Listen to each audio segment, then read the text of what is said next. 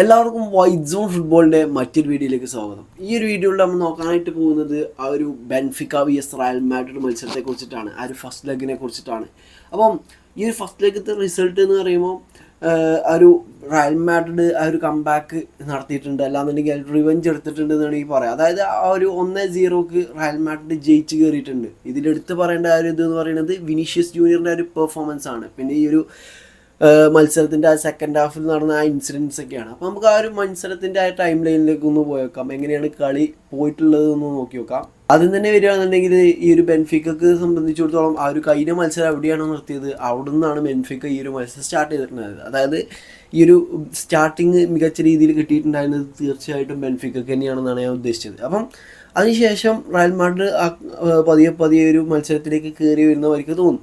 ഈ ഒരു മത്സരത്തിലേക്ക് എൻ്റർ ചെയ്ത ഒരു ഫസ്റ്റ് ഹാഫിൻ്റെ ലാസ്റ്റൊക്കെ എത്തിയപ്പോൾ റയൽ മാഡ്രിഡ് നല്ല ചാൻസസ് ക്രിയേറ്റ് ചെയ്യുന്നുണ്ട്. നല്ല രീതിയിലൊരു എനിക്ക് തോന്നുന്നു പല ആൾക്കാർക്കും അപ്പം കണ്ട ആ ഒരു ടീമിൻ്റെ ഒരു പെർഫോമൻസ് കാണുമ്പോൾ പലപ്പോഴും ആ 2024 ഇയർ ഓർമ്മ വരും, ആ ഒരു ചാമ്പ്യൻസ് ലീഗ് ഇയർ ഓർമ്മ വരും. അങ്ങനത്തെ ഒരു പെർഫോമൻസ് അവിടെ നടന്നിട്ടുണ്ട്.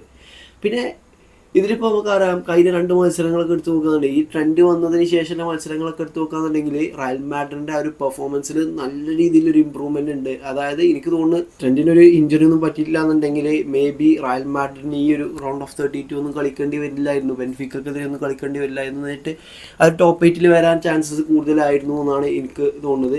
ട്രെൻഡ് ഈ ഒരു ലെവലിലേക്ക് വരുമ്പോൾ ആ ഒരു ടീമിൻ്റെ ആ ഒരു ശൈലി ആകെ മാറിയിട്ടുണ്ടാവും. കഴിഞ്ഞ 2-3 മത്സരങ്ങളൊക്കെ എടുത്ത് ആ ഒരു സോസിഡാഡിനെതിരെയുള്ള ഒരു ഫസ്റ്റ് ഗോളൊക്കെ കാണുമ്പോൾ തന്നെ ആ ഒരു ട്രെൻഡിന് നല്ലൊരു ഇമ്പാക്റ്റ് ഇതിൽ ഉണ്ടാക്കാൻ കഴിഞ്ഞിട്ടുണ്ട്. പിന്നെ ഒന്നെന്ന് പറയുന്നത് ട്രെൻഡ് വന്നുകൊണ്ട് തന്നെ അവിടെ ആ ഒരു RB വാൽവർദെ മിഡിലേക്ക് കയറി കളിച്ചു. ആ ഒരു ഓൾഡ് വാൽവർദേനെ നമുക്കിപ്പോൾ കാണാൻ കഴിയുന്നുണ്ട്. പിന്നെ റൂഡിഗറൊക്കെ ഈ ഒരു മത്സരത്തിൽ നല്ല രീതിയിൽ പെർഫോം ചെയ്തിട്ടുള്ളൊരു പ്ലെയറാണ്.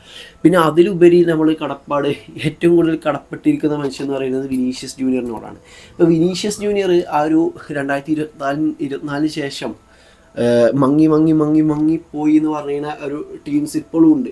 ഇപ്പോൾ റയൽ ഫാൻസിൻ്റെ രീതിയിൽ തന്നെ നല്ല രീതിയിൽ ഹെയ്റ്റ് ചെയ്യണ ഒരു പ്ലെയറാണ് ഈ ഒരു വിനീഷ്യസ് എന്ന് എനിക്ക് തോന്നുന്നത്. അത്രയും അതായത് ഒരു 2-3 മാച്ചസോ ഒന്ന് ഡൗൺ ആയാൽ അപ്പം തുടങ്ങും അലറൽ പറയുന്നവരെ, അങ്ങനത്തെ ടീമുകൾ കുറേ ഉണ്ട്. അപ്പം അവർക്കൊക്കെ എല്ലാവരും മറുപടിയാണ്. ഈ ഒരു വിനീഷ്യസ് ജൂനിയറൊക്കെ വരുമ്പോൾ, അതായത് വിനി റോഡ്രിഗോ ഒക്കെ വരുമ്പോൾ ബിഗ് മാച്ചസിൽ എന്തായാലും നമുക്ക് ഓരോരുത്തന്ന് എക്സ്പെക്ട് ചെയ്യാം. എനിക്ക് തോന്നുന്നു എംബാപ്പേൻ്റെ അടുത്തുനിന്ന് ഒരു ഗോള് ബിഗ് മാച്ചസിൽ വരുന്നതിനെക്കാട്ടിൽ എക്സ്പെക്ട് ചെയ്യാൻ പറ്റിയ ആ ഒരു വിനീഷ്യസിൻ്റെ അടുത്തുനിന്നാണ്. അപ്പോൾ ഇന്നത്തെ ഒരു മത്സരം കണ്ടില്ലേ, അത്രയും പ്രഷറിലാണ് ഇന്നത്തെ ആ ഒരു മത്സരത്തിൽ, അത്രയും പ്രഷറിലാണ് നിൽക്കുന്നത്. അതായത് ആ ഒരു ബെൻഫിക്കൻ്റെ ഹോം ഗ്രൗണ്ടിൽ കഴിഞ്ഞ കളി നമുക്ക് ഓർമ്മ ഉണ്ടാവും. കഴിഞ്ഞ കളിയിൽ വലിയ ഇമ്പാക്റ്റ് ഒന്നും ഉണ്ടാക്കാൻ കഴിഞ്ഞിട്ടില്ല. എന്നാലും ഈ ഒരു കളിയിൽ ആ ഒരു ക്രൂഷ്യൽ ഫിനിഷ് ഉണ്ടല്ലോ, അത് മതി. അല്ലാന്നുണ്ടെങ്കിൽ ചിലപ്പോൾ അവിടെ ഈ ഒരു ഡ്രോ ആകുകയാണെന്നുണ്ടെങ്കിലും, അല്ലാന്നുണ്ടെങ്കിൽ ഒന്നിന് ബെൻഫിക്ക ജയിക്കുകയാണെങ്കിൽ പോലും സാന്റിയാഗോ ബെർണോബിയിലേക്കാണ് വരുന്നതെന്ന് പറഞ്ഞിട്ട് കാര്യമില്ല, ചിലപ്പോൾ അവിടെ പതറാൻ ചാൻസ് ഉണ്ട്. അപ്പോൾ അതൊക്കെയായിരുന്നു ഇതിലുള്ള മേജർ ഇൻസിഡൻസ്. ആ ഒരു ഗോൾ എന്ന് പറയുന്നത്, വിനീഷ്യസ് ജൂനിയറിൻ്റെ ഒരു ഗോൾ എന്ന് പറയുന്നത് ഒരു അവിഭാജ്യ ഘടകം തന്നെയായിരുന്നു. പക്ഷേ ആ ഒരു ഗോളിന് ശേഷമാണ് മത്സരത്തെ വല്ലാത്തൊരു മറ്റൊരുത്തത്തെ ഒരു പരിപാടി നടക്കുന്നത്. ഈ ഒരു അർജന്റീനക്കാരനായിട്ടുള്ള ജിയാൻ ലുക്ക പെരസ്റ്റീനിയോ അങ്ങനത്തെ എന്തോ ഒരു സാധനം, ഒരു 5 ഇഞ്ച് വലിപ്പമുണ്ടെങ്കിൽ ഉണ്ടാവും. ആ ഒരു സാധനം വിനീഷ്യസ് ജൂനിയറിനെ ഈ ഒരു കളറിൻ്റെ പേരിൽ ഇൻസൾട്ട് ചെയ്യുക, അതിന് യോഗ്യത ഉണ്ടോ എന്നുള്ളത് ഓനെ ആലോചിച്ചിട്ടില്ല. ഓനെ ആകെ 5 അടി എത്ര ആ ഹൈറ്റ് കണ്ടാൽ നമുക്കറിയാം, ഒരു കുട്ടിക്കുള്ളനാണ്. ഞാനിപ്പോൾ ഇങ്ങനെ പറയാൻ കാരണം എന്താ, അവനക്ക് അങ്ങനെ പറയാന്നുണ്ടെങ്കിൽ നമുക്ക് അങ്ങനെ പറയാം, അത്രേ ഉള്ളൂ. അപ്പം ആ ഒരു കുട്ടിക്കുള്ളനാണ് ഈ ഒരു വിനീഷ്യസ് ജൂനിയറിനെ ട്രോൾ ചെയ്തിട്ടുള്ളത്. ആ ഒരു കളിയിൽ പ്രത്യേകിച്ച് ഒരു ഇമ്പാക്റ്റ് കൊണ്ട് ഉണ്ടാക്കിയിട്ടില്ല. അവർക്ക് ഫസ്റ്റ് ലെവലിൽ ചാൻസ് കൊടുത്ത പോലും എന്തിനാണെന്നുള്ളത് മനസ്സിലാകണില്ല. അപ്പോൾ അങ്ങനത്തെ ഒരു പ്ലെയറാണ്, ആ ഒരു ബ്ലഡിലില്ലാതാണെന്ന് തോന്നും, പറഞ്ഞിട്ട് കാര്യമില്ല. അപ്പോൾ ആ ഒരു ഇൻസിഡൻറ്റിന് ശേഷം തന്നെ ആ ഒരു ഗോളിന് ശേഷം ഒരു 10-15 മിനിറ്റൊക്കെ ആ ഒരു കളി അവിടെ വിനീഷ്യസ് ജൂനിയർ ആ ഒരു ഗ്രൗണ്ടിൽ നിന്ന് കയറി പോകണൊക്കെ കണ്ടിട്ടുണ്ടായിരുന്നു. അത് അങ്ങനത്തെ ഒരു അത് ആരായാലും കയറി പോകും. ഇപ്പോൾ കുറേ ആൾക്കാർക്ക് പറയും വിനിക്ക് പ്രതികരിച്ചാന്നൂടെ എന്നുള്ളത്. അപ്പം ഒരാൾ വന്നുകൊണ്ട് നമ്മളോട് അങ്ങനെ പറയുകയാണെന്നുണ്ടെങ്കിൽ നമ്മൾ ഉണ്ടാക്കുമോ? എത്ര നേരം ഉണ്ടാക്കും? കയറിപ്പോയ 2 പറച്ചിലും ഉണ്ടാക്കും, 3-മത്തേലും എൻ്റെ കാരണം പൊട്ടിയിട്ടുണ്ടാവും, ഞാനാണെങ്കിൽ പൊട്ടിയിട്ടുണ്ടാവും. അപ്പോൾ അങ്ങനത്തെ ഒരു ഇതാണ് ഇതിലൊന്നും.